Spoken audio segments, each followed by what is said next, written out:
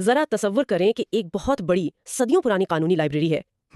ایک بہت بڑا ذخیرہ۔ جی، مطلب لاکھوں صفحات ہیں، ہزاروں کتابیں فرش سے لے کر چھت تک بھری پڑی ہیں، لیکن مسئلہ یہ ہے کہ وہاں کوئی انڈیکس موجود نہیں، کوئی کیٹالاگ بھی نہیں ہے؟ بالکل کوئی کیٹلاگ نہیں، اور نہ ہی کوئی ایسا طریقہ ہے جس سے یہ پتہ چل سکے کہ ان بے تحاشا معلومات میں سے کوئی مخصوص قانون کہاں سے اور کیسے نکالنا ہے۔ تو یہ تو ایک بے ہنگم سمندر بن گیا۔ بالکل، معلومات کا ایک بے ہنگم سمندر، اور ایسی صورتحال میں علم کا یہ سارا ذخیرہ محض ایک الجھن بن کر رہ جاتا ہے۔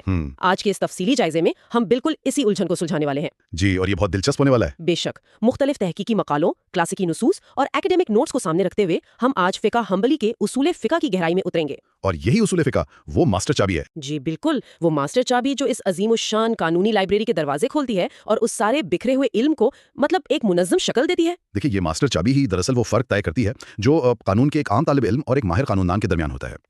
صحیح۔ جب ہم صرف لفظ فقہ کی بات کرتے ہیں تو اس کا مطلب محض وہ عملی قوانین ہیں جن پر روزمرہ زندگی میں عمل کیا جاتا ہے، مثلا ایک معاہدہ کیسے لکھنا ہے یا وراثت کیسے تقسیم ہوگی، یعنی جو روزمرہ کے احکامات ہیں۔ بالکل، لیکن اصول فقہ اس سے ایک قدم پیچھے کی سائنس ہے۔ یہ وہ ریڈار ہے یا فریم ورک کہہ لیں جو بتاتا ہے کہ یہ قوانین آخر نکالے کیسے جائیں گے۔ صحیح، مطلب ان کا ماخذ کیا ہوگا۔ جی ہاں، اور آج ہم نے اپنے اس جائزے کے لیے خاص طور پر حنبلی مکتب فکر کا انتخاب کیا ہے۔ اور اس کی کوئی خاص وجہ یہ ہے کہ اس میں ایک بہت ہی حیرت انگیز تضاد یا یوں کہیے کہ ایک شاندار توازن پایا جاتا ہے۔ اچھا، وہ کیسے؟ دیکھیں، یہ مکتب فکر ایک طرف تو نصوص یعنی جو اصل متنی ذرائع ہیں ان کی انتہائی سختی سے پابندی کرنے میں مشہور ہے، لیکن دوسری طرف جب بات روزمرہ کے دنیاوی معاملات کی آتی ہے تو یہ حیرت انگیز لچک بھی دکھاتا ہے۔ واہ، ایک طرف انتہائی سختی اور دوسری طرف عملی لچک، یہ امتزاج واقعی تجسس پیدا کرتا ہے۔ بالکل کرتا ہے۔ لیکن دیکھیں، اس سے پہلے کہ ہم فقہ حنبلی کی اس پیچیدگی کو سمجھیں، یہ جاننا ضروری ہے کہ امام احمد بن حنبل نے اپنے قانونوں کی بنیاد رکھی کن اصولوں پر تھی؟ یہ سب سے بنیادی سوال ہے۔ میرا مطلب ہے ان کا طریقہ کار کوئی ایسا تو نہیں تھا کہ جہاں جو مناسب لگا بس فیصلہ کر دیا، بلکہ اس کی بنیاد ایک سخت نظام پر تھی، ایک باقاعدہ درجہ وار 5 نکاتی نظام۔ جی، اور ظاہر ہے اس میں سب سے پہلی اور حتمی بنیاد تو قرآن اور سنت ہی ہوں گے۔ بے شک، امام احمد بن حنبل کا پورا قانونی ڈھانچہ اسی منظم اصول پر قائم تھا۔ ان کے ہاں سب سے اعلیٰ مطلب حتمی ماخذ نصوص ہی ہیں، یعنی براہ راست متن۔ جی، متنی ذرائع۔ جب تک کسی مسئلے کا واضح حل قرآن یا حدیث کے متن میں موجود ہے، وہ کسی دوسری دلیل یا کسی منطق کی طرف نگاہ بھی نہیں اٹھاتے تھے۔ متن کی بالادستی سب سے اوپر تھی۔ بالکل، متن کی یہ بالادستی ان کا پہلا اور سب سے بنیادی اصول تھا۔ لیکن ظاہر ہے آج سے 1400 سال پہلے کے ذرائع میں ہر اس جدید مسئلے کا براہ راست ذکر تو نہیں ہو سکتا جو بعد میں پیدا ہوا۔ ظاہر ہے، حالات بدلتے ہیں۔ تو اگر کوئی نیا مسئلہ سامنے آئے اور متن خاموش ہو تو کیا ہوتا تھا؟ کیا کوئی اسکالر براہ راست اپنی عقل کا استعمال شروع کر دیتا تھا؟ نہیں، بالکل نہیں۔ براہ راست ذاتی فہم یا انسانی عقل کا استعمال ان کے ہاں بہت نچلے درجے پر آتا ہے۔ اچھا، تو پھر دوسرا قدم کیا تھا؟ اگر نصوص خاموش ہوں تو وہ دوسرے درجے کی طرف رجوع کرتے تھے، اور وہ ہے صحابہ کرام کا متفقہ فتویٰ، جسے اجماع کہا جاتا ہے۔ جی بالکل، اجماع۔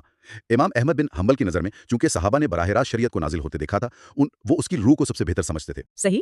تو اگر کسی مسئلے پر ان کا اتفاق ہو جائے تو وہ اتفاق بذات خود اس بات کی دلیل ہے کہ یہ فیصلہ شریعت کے عین مطابق ہے، اسے باقاعدہ قانون کا درجہ مل جاتا تھا۔ یہ بات منطقی لگتی ہے، لیکن انسان ہونے کے ناطے صحابہ کرام کے درمیان بھی تو پیچیدہ مسائل پر اختلاف ہوتا ہوگا نا؟ جی ہاں، بالکل ہوتا تھا۔ تو اگر کسی ایسے مسئلے پر فیصلہ کرنا ہو جہاں خود صحابہ کی آراء آپس میں ٹکرا رہی ہوں تو پھر کیا سارا قانونی نظام رک جاتا تھا؟ یہ ایک بہت اہم مرحلہ ہے، اور یہیں ان کا تیسرا اصول سامنے آتا ہے۔ بتائیے۔ اگر صحابہ کرام میں اختلاف ہوتا تو حنبلی مکتب فکر اس تعطل کو دور کرنے کے لیے یہ دیکھتا تھا کہ ان مختلف اقوال میں سے کون سا قول قرآن و سنت کی روح کے سب سے زیادہ قریب ہے۔ یعنی وہ پھر بھی متن کی طرف ہی واپس جا رہے ہیں؟ بالکل، وہ صحابہ کی آراء کے دائرے سے باہر نہیں نکلتے تھے، اور اس میں ایک غیر معمولی علمی دیانتداری تھی۔ وہ کیا؟ تو پھر وہ کیا کرتے تھے؟ وہ دونوں اقوال کو اسی طرح بیان کر دیتے تھے تاکہ اختلاف رائے کا وہ احترام برقرار رہے۔ یعنی وہ اختلاف کو ختم کرنے کے لیے کوئی مصنوعی طریقہ اپنانے کی بجائے اسے علم کا حصہ مان لیتے تھے۔ یہ واقعی ایک بہت شفاف رویہ ہے۔ جی، یہ ان کی بہت بڑی خوبی تھی۔ لیکن ذرائع کے مطالعے میں ایک اور پیچیدگی بھی آتی ہے۔ چوتھے نمبر پر جو ماخذ ہے، مطلب بعض اوقات احادیث کی سند میں کچھ کمزوری ہوتی ہے۔ جی، جنہیں ہم مرسل یا ضعیف احادیث کہتے ہیں۔ بالکل۔ اب ایک عام ذہن تو یہی سوچے گا کہ اگر کسی روایت میں کمزوری ہے تو اس کے بجائے انسان کو اپنی خالص عقل اور منطق پر بھروسہ کرنا چاہیے۔ عام طور پر یہی سوچا جاتا ہے، لیکن ہمارے نوٹس بتاتے ہیں کہ یہاں فقہ حنبلی کا رویہ بالکل مختلف ہے۔ بالکل مختلف ہے، اور یہ چوتھا ماخذ انہیں باقی مکاتب فکر سے کافی حد تک ممتاز کرتا ہے۔ کس طرح؟ وہ مرسل اور ضعیف احادیث کو خالص انسانی قیاس یعنی عقل کی بنیاد پر بنائے گئے اصولوں پر ترجیح دیتے تھے۔ اچھا، وہ عقل پر کمزور روایت کو ترجیح دیتے تھے۔ جی، ان کا نقطہ نظر یہ تھا کہ ایک حدیث جس کی سند میں کوئی معمولی کمزوری بھی ہے، اس کا تعلق بہرحال اس نبوی دور اور اس ہستی سے جڑا ہوا ہے۔ صحیح، مطلب اس میں وحی کے دور کی کچھ نہ کچھ جھلک تو موجود ہے۔ بالکل، اس لیے وہ ایک دور حاضر کے انسان کی خالص عقلی اختراع سے بدرجہ بہتر ہے۔ ٹھیک ہے، ذرا اسے تفصیل سے سمجھتے ہیں۔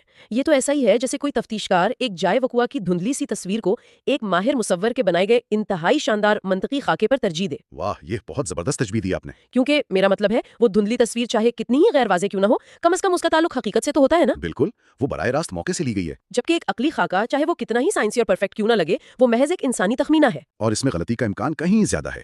یہی وہ بنیادی نقطہ ہے جو ثابت کرتا ہے کہ اس مکتب فکر میں کس طرح عقل پر متن کی بالادستی قائم کی گئی ہے۔ تو پھر منطق یا قیاس کا نمبر کب آتا ہے؟ اسی وجہ سے ان کا پانچواں اور آخری ماخذ قیاس ہے۔ قیاس یعنی انالوجی، اسے وہ صرف اور صرف آخری اور ناگزیر صورت میں استعمال کرتے تھے۔ مطلب جب کوئی اور راستہ نہ بچے۔ جی، جب اوپر بیان کیے گئے چاروں ذرائع سے کوئی رہنمائی نہ مل رہی ہو، تب انتہائی سخت شرائط کے ساتھ منطقی قیاس کا دروازہ کھٹکھڑایا جاتا تھا۔ اب یہاں سے ایک بہت بڑا سوال پیدا ہوتا ہے۔ جی بتائیے۔ اگر قیاس سے اس قدر گریز کیا جاتا ہے اور اس سے بالکل آخری آپشن رکھا گیا ہے، تو پھر یہ نظام دنیا کے بدلتے ہوئے حالات کا مقابلہ کیسے کرتا ہے؟ جدید دور کے مسائل؟ جی، آج کے دور میں نئے معاشی نظام بن رہے ہیں، ڈیجیٹل دور کے نئے چیلنجز آ رہے ہیں جن کا ذکر صدیوں پرانی کتابوں میں کہیں نہیں ہے۔ ظاہر ہے۔ تو اگر نصوص خاموش ہوں تو پھر یہ فقہ ان جدید مسائل کو حل کرنے کے لیے کیا جدید طریقہ کار اپناتی ہے؟ قیاس کے متبادل کیا ہے؟ یہیں سے فقہ حنبلی کے ان اعلیٰ اور جدید اصولوں کی شروعات ہوتی ہے۔ ان میں سے ایک انتہائی کلیدی اصول استصحاب کا ہے۔ استصحاب، اس کا کیا مطلب ہے؟ استصحاب کا سادہ مطلب ہے چیزوں کی اصل حالت کو برقرار ماننا۔ اسے انگریزی میں پریزمپشن آف کنٹینیوٹی کہتے ہیں۔ اچھا، یہ کیسے کام کرتا ہے؟ اس اصول کے تحت یہ طے کیا گیا ہے کہ اگر کوئی چیز خاص طور پر دنیاوی معاملات میں بنیادی طور پر جائز تھی تو وہ اس وقت تک جائزی تصور کی جائے گی جب تک کہ اس کے خلاف کوئی واضح شرعی دلیل نہ مل جائے۔ تو اس کا مطلب ہے کہ پابندی استثناء ہے اور جواز اصل ہے۔ بالکل صحیح۔ ذرا سے ایک جدید مثال سے سمجھتے ہیں۔ فرض کریں آج کے دور میں ایک نیا ڈیجیٹل فائنینشیل کانٹریکٹ متعارف ہوتا ہے یا کوئی نیا ای کامرس ماڈل آتا ہے۔ جیسے کوئی نئی ایپ آ گئی۔ یہ نیا کاروباری ماڈل بنیادی طور پر جائز ہے؟ بالکل، یعنی ہمیں اسے شروع کرنے کے لیے کسی اسکالر سے جائز ہونے کا سرٹیفکیٹ نہیں چاہیے، بلکہ اگر کوئی اسے روکے گا تو اسے ثابت کرنا پڑے گا کہ اس میں سود یا دھوکہ ہے۔ آپ نے اس کے اطلاق کو بالکل درست پکڑا ہے۔ یہ اصول روزمرہ معاملات میں انسانوں کے لیے بے پناہ آسانی پیدا کرتا ہے۔ آپ کو ہر نئی چیز کے لیے فتوے کی ضرورت نہیں ہے۔ یہ تو واقعی بہت لچکدار اصول ہے، لیکن بات صرف معاشی ماڈلز تک محدود نہیں رہتی۔ جب معاشرتی سطح پر نئے چیلنجز آتے ہیں تو وہاں ایک اور اصول لایا جاتا ہے جسے مصالح مرسلہ کہتے ہیں۔ مصالح مرسلہ یہ کیا ہے؟ اس سے مراد وہ عوامی اور معاشرتی مفادات ہیں جن کی بنیاد پر نئی قانون سازی کی جاتی ہے تاکہ شریعت کے وسیع مقاصد پورے ہو سکیں۔ یہاں بات واقعی بہت دلچسپ ہو جاتی ہے، لیکن رکیے، یہاں ایک بہت بڑا خطرہ بھی نظر آ رہا ہے۔ وہ کیا؟ ایک طرف تو ہم نے بات کی کہ متن کی اتنی سختی ہے کہ دھندلی روایات کو بھی عقل پر ترجیح دی جا رہی ہے، جی، اور دوسری طرف ہم کہہ رہے ہیں کہ عوامی مفاد پر قانون بن سکتا ہے۔ کیا یہ اصول علماء کو ایک کھلی چھوٹ، مطلب ایک بلینک چیک نہیں دے دیتا؟ یہ سوال بہت اہم ہے۔ پھر تو کوئی بھی اپنی مرضی سے نیا قانون بنائے گا اور اسے عوامی مفاد کا نام دے دے گا، پھر وہ سختی کہاں گئی؟ یہ سوال اصول فقہ کی روح کو سمجھنے کے لیے واقعی بنیادی ہے، اور اس کا جواب یہ ہے کہ مصالح مرسلہ قطعی طور پر کوئی بلینک چیک یا انسانی خواہشات کا نام نہیں ہے۔ تو پھر اسے کنٹرول کون کرتا ہے؟ مقاصد شریعت۔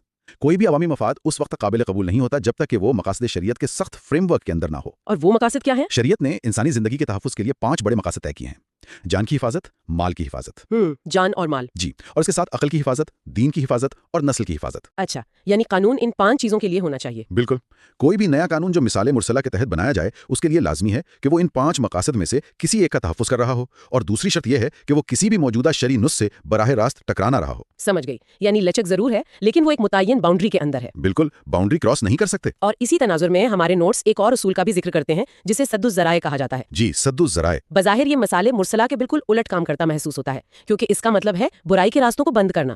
یہ اصول کس طرح کام کرتا ہے؟ سد الذرائع دراصل ایک حفاظتی یا پریونٹیو قانون سازی ہے۔ اس کا مطلب یہ ہے کہ اگر کوئی کام بنیادی طور پر تو جائز ہے، ٹھیک ہے، لیکن تجربے سے یہ ثابت ہو جائے کہ یہ جائز کام لازمی طور پر کسی ناجائز اور انتہائی نقصان دہ نتیجے کی طرف لے کر جائے گا، تو اس جائز کام کو بھی روک دیا جاتا ہے۔ مطلب راستے ہی بند کر دیے جاتے ہیں۔ جی، اس کی بنیاد اس عظیم شرعی اصول پر ہے کہ نقصان کا ازالہ کیا جانا چاہیے۔ یہ اصول معاشرے کو ان برائیوں سے بچاتا ہے جو بظاہر قانونی راستوں سے داخل ہوتی ہیں۔ یہ سب بہت سائنسی اور منطقی ہے، لیکن پھر وہی الجھن ذہن میں آتی ہے کہ ان 2 مختلف رویوں کے درمیان توازن کیسے برقرار رہتا ہے؟ آپ کس توازن کی بات کر رہی ہیں؟ دیکھیں، ایک طرف ہم دیکھ رہے ہیں کہ نصوص کے معاملے میں اتنی سختی ہے اور دوسری طرف مصالح مرسلہ اور استصحاب جیسی حیرت انگیز لچک ہے۔ یہ دونوں متضاد چیزیں ایک ساتھ کیسے چلتی ہیں؟ اس توازن کو سمجھنے کے لیے ہمیں فقہ حنبلی کی سب سے شاندار تقسیم کو سمجھنا ہوگا۔ یہ فقہ انسانی زندگی اور اس کے افعال کو 2 بڑے اور بالکل مختلف حصوں میں بانٹتی ہے۔ وہ 2 حصے کون سے ہیں؟ ایک عبادات اور دوسرا دنیاوی معاملات۔ اچھا، عبادات اور معاملات۔ جی، ان دونوں حصوں کے لیے سوچنے کا زاویہ اور قانون سازی کا طریقہ بالکل مختلف ہے۔ اس تقسیم کو تھوڑا مزید واضح کیجیے۔ عبادات یعنی ورشپ کے شعبے میں بنیادی اور اٹل اصول منع یا ممانعت کا ہے۔ منع کا یعنی سب کچھ منع ہے؟ جی، اس کا سیدھا سا مطلب یہ ہے کہ عبادت کا کوئی بھی نیا طریقہ اس وقت تک حرام اور ممنوع تصور کیا جائے گا جب تک کہ قرآن و سنت سے اس کی واضح اجازت نہ مل جائے۔ صحیح۔ عبادات کے معاملے میں انتہائی درجے کی سختی اور پابندی ہے۔ वहाँ आप अपनी अक्ल या किसी मफाद के नाम पर कोई नई चीज़ ईजाद नहीं कर सकते। ये तो इबादत की बात हो गई। और जब बात दुनियावी मामलात की आती है? मामलात यानी ट्रांजैक्शंस और इकोनॉमिक्स के शोबे में मामला बिल्कुल 100 डिग्री उल्ट हो जाता है। उल्ट हो जाता है कैसे? यहाँ का बुनियादी उसूल इबाहत यानी जवाज का है। दुनियावी, मुआशी और कारोबारी मामलात में हर वो चीज़ बुनियादी तौर पर हलाल और जायज़ है, जब तक कि रोका ना जाए। बिल्कुल, सिवाय उन चंद मखसूस चीज़ों के जिनसे शरीयत ने वाज़े तौर पर मना कर दिया हो, जैसे कि सूद या धोखाधड़ी। फ़िक़ही उसूल है कि मुशक्क़त आसानी को खींच लाती है। वाह, ये तकसीम वाकई कमाल की है। जी, चूंकि इंसानों को रोज़मर्रा मामलात में नित नए मसाइल का सामना होता है, इसलिए यहाँ ज़्यादा से ज़्यादा वुसअत रखी गई है। अगर इसे समझने के लिए एक तस्वीर जहन में लाई जाए तो ये इबादत का शोबा एक इंतहाई सख्त सिक्योरिटी वाले बैंक वॉल्ट की तरह है। एक ज़बरदस्त तशबीह। मतलब इस वॉल्ट में सिर्फ और सिर्फ मखसूस चाबियां ही काम करती हैं। आप अपनी मर्जी से कोई नई चाबी नहीं बना सकते और ना ही दरवाजे तोड़ सकते हैं। बिल्कुल सही कहा आपने। जबकि जो मामलात का शोबा है वो एक खुले प्लेग्राउंड की तरह है, जहां आप जो चाहें खेल सकते हैं, नए उसूल बना सकते हैं। नए गेम्स डिज़ाइन कर सकते हैं। जी, बस शर्त यह है कि आप बाउंड्री लाइन यानी शरीयत की हुदूद से बाहर ना जाएं। बिल्कुल, और इस प्लेग्राउंड की अफादियत आज के दौर में सबसे ज़्यादा खुलकर सामने आती है। किस तरह? आज के जदीद बैंकिंग के तरीके देखें, क्रिप्टो करेंसी के बाज़ मॉडल्स को देखें, उनमें से किसी का जिक्र किसी क्लासिकी मदन में मौजूद नहीं है। जी, वो तो बिल्कुल नए हैं। लेकिन फ़िक़े हम्बली के इसी इबाहत के उसूल की वजह से ये तमाम जदीद कारोबारी तरीके इस कानूनी दायरे में आसानी से समझ जाते हैं। चूंकि इन तरीकों में बुनियादी तौर पर सूद या धोखा नहीं है, इसलिए ये सब इस प्लेग्राउंड के अंदर जायज़ खेल तस्वुर होते हैं। ये वो मैकेनिज्म है जो एक कदीम कानूनी ढांचे को आज की ग्लोबल इकोनॉमी के साथ मुकम्मल तौर पर हम आहंग कर देता है। ये जानकर वाकई जहन के दरीचे खुलते हैं। जी, ये बहुत वसी सोच है। लेकिन देखें, एक और पहलू जो तारीखी तौर पर अहम है वो ये है कि कोई भी नजरिया सिर्फ कागज पर कितना ही शानदार क्यों ना हो, अगर इसे इर्तिका का मौका ना मिले तो वो वक्त के साथ मुंजमद हो जाता है। बिल्कुल, डेडलॉक आ जाता है। तो ये शानदार निजाम महज पुरानी किताबों का हिस्सा बनकर क्यों नहीं रह गया? वो कौन सी शख्सियात थीं जिन्होंने इस सोच को जिंदा रखा? किसी भी मजबूत निजाम की बका के लिए उसे मुसलसल तनकीदी सोच की ज़रूरत होती है, और फ़िक़े हम्बली की तारीख में एक बहुत बड़ा मोड़ इमाम इब्न तैमिया और उनके शानदार शागिर्द इमाम इब्नुल क़य्यिम के दौर में आया। उनका क्या किरदार था? इन अबकरी मुफक्किरीन ने इस फ़िक़्ह को मुंजमद होने से बचाया। मिसाल के तौर पर इमाम इब्न तैमिया ने अपनी मशहूर तसनीफ़ रफ़अल मलाम में एक बहुत अहम तसव्वुर दिया। क्या तसव्वुर दिया? उन्होंने कहा कि उलमा के दरमियान होने वाले इख्तलाफ राय को एक मनफी चीज़ या मुआशरे में तफरीक का बाइस समझने के बजाय उसे हक की तलाश में एक सच्ची और इल्मी जुस्तजू मानना चाहिए। तो इस सब का बुनियादी मतलब क्या है? क्या उन्होंने अंधी पैरवी की हौसला शिकनी की? 100% इन शख्सियात ने तकलीद यानी किसी एक स्कॉलर की अंधी पैरवी के रवैये की शदीद मुखालफत की। उन्होंने इस बात पर जोर दिया कि नुसूस पर बराह रास्त गौर व फिक्र किया जाए और इज्तिहाद के अमल को कभी रुकने ना दिया जाए। इज्तिहाद यानी बदले हुए हालात में खुद गौर व फिक्र करके मसाइल का हल निकालना। जी, और उनकी इसी फिक्री तहरीक का नतीजा था कि यह मकतब फिक्र वक्त के साथ इर्तका पजीर रहा। आज हम देखते हैं कि सऊदी अरब ने फ़िक़्ह हम्बली को अपना सरकारी कानून करार दिया हुआ है। हाँ, और इसके असरात तो मुत्तहिदा अरब इमारात और कुवैत जैसी रियासतों में भी नजर आते हैं। बिल्कुल वाज़ेह नजर आते हैं। अगर हम आज की इस पूरी इल्मी निशिस्त को समेटें तो ये सफ़र इमाम अहमद बिन हम्बल के इंतहाई सख्त मतनी उसूलों से शुरू होता है। जी, जहाँ नुसूस को सब पर फ़ौक़ियत थी। फिर हमने देखा कि किस तरह इस्तिसाहब और मसाले मुरसला के जरिए इसमें एक हैरत अंगेज अमली लचक पैदा की गई। हमने इबादात की सख्ती और मामलात की वसअत के इस अजीम तवाज़न को समझा, और आखिर में इब्न तैमिया के इज्तिहाद को देखा। बिल्कुल, कि किस तरह उनकी तनकीदी सोच ने इस निज़ाम को आज तक मुतहर्रिक रखा हुआ है। और अगर हम इसका ताल्लुक वसी तर तस्वीर से जोड़ें तो मालूमात के इस मौजूदा तूफान में ये उसूली ढांचा या ये मास्टर चाबी आज के दौर के किसी भी इंसान के लिए बहुत अहम है। वो कैसे? क्योंकि ये हमें एक खाका फराहम करती है। ये सिखाती है कि किस तरह पुरानी और मजबूत बुनियादों पर खड़े रहकर अपने असल माखिज से जुड़े रहकर भी जदीद दुनिया के पेचीदा मसाइल का सामना किया जा सकता है। इससे हमें मालूमात को परखने और मुतज़ाद ख्यालात में तवाज़न कायम करने की सलाहियत पैदा होती है। जबरदस्त। आज की इस बहस के बाद एक सवाल जो शिद्दत से मेरे जहन में उभर रहा है।